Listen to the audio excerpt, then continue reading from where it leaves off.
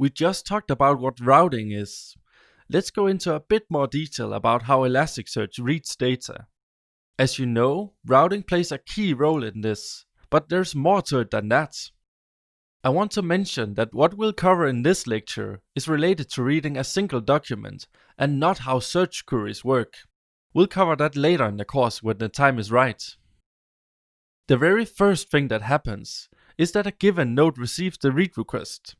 This node is responsible for coordinating the request and is therefore referred to as the coordinating node.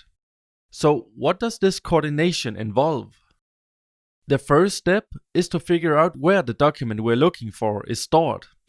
As you know, that's done with routing. When we talked about routing, I told you that routing resolves to a shard that stores a given document. That's still true, but more specifically, it resolves to a primary shard or a replication group. That's of course assuming that the shard has been replicated, but that's almost always the case, for reasons that we discussed earlier. If Elasticsearch just retrieved the document directly from the primary shard, all retrievals would end up on the same shard, which of course doesn't scale well.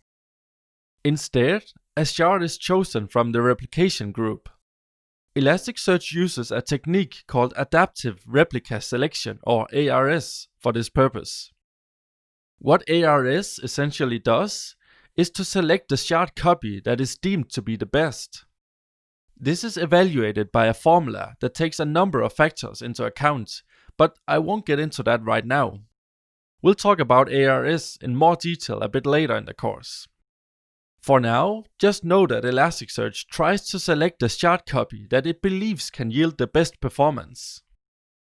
Once a shard has been selected, the coordinating node sends the read request to that shard. When the shard responds, the coordinating node collects the response and sends it to the client.